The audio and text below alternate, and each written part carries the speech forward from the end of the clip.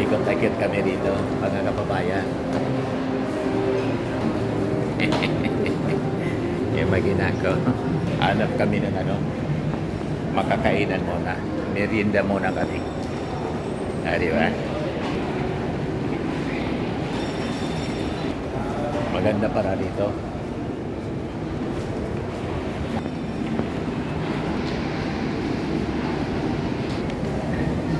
Sige lang, lakad-lakad.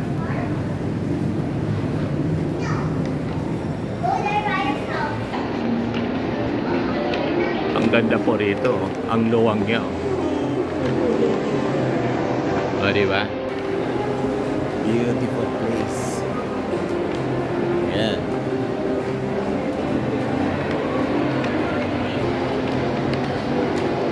Yan ang paligid po.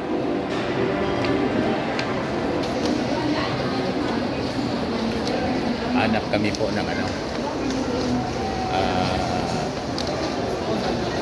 makapag-merienda, makapag-kape-kape.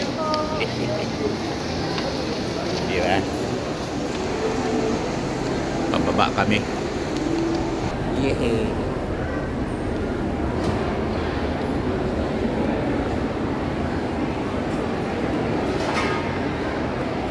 Ang ganda po ng paligid dito. So, hindi siya masyadong matao tulad sa SM. Dito po sa Power Plant Mall sa Makati. Makati City. Kanina galing kami Mandaluyong. Shangri-La Plaza.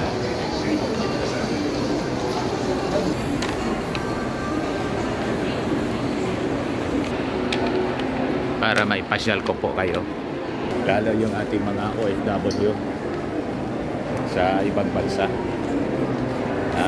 Matagal na hindi nakakauwi dito sa Pilipinas. So, at least through me, sa ating vlogging, naipapasyal ko po kayo. O, di ba? Ayan o. Malawak siya.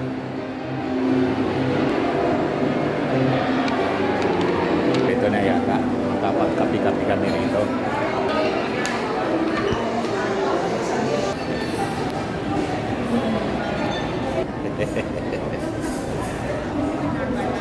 Yun, si Mary Grace Piatos. Oh. Parang doon. Ate, Mary Grace Piatos tayo. Yan, lagi kami sa Mary Grace. Kahit nang pumunta kaming Baguio, kulang na lang Piatos. Masarap kasi yung mga kwan dito, mga pagkain dito sa Mary Grace.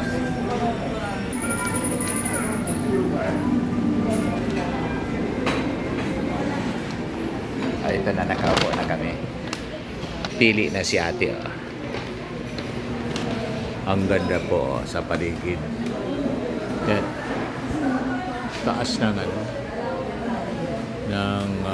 building po sa paligid.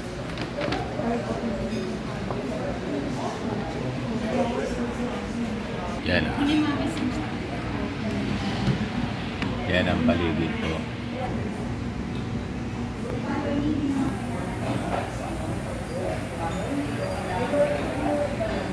Ayan sa baba. Diba? Mary Grace. Maganda yung istorya po, mga kababayan, ng may-ari nitong Mary Grace. Kung paano siya nagtagumpay. Sabi ko po sa inyo, sa anumang negosyo, importante ko, gusto mong magtagumpay, dapat nandun yung passion mo. Hilig mo dapat. Pag hindi mo hilig, nahirap magtagumpay ko sa business. So itong story of Mary Grace, talagang yung passion niya sa baking po. Yan. Sabi dyan, Mary Grace has always had a passion for baking. On her children's birthday, she would delight them with personally decorated cakes. She also began baking homemade fruit cakes as gift to her family and friends.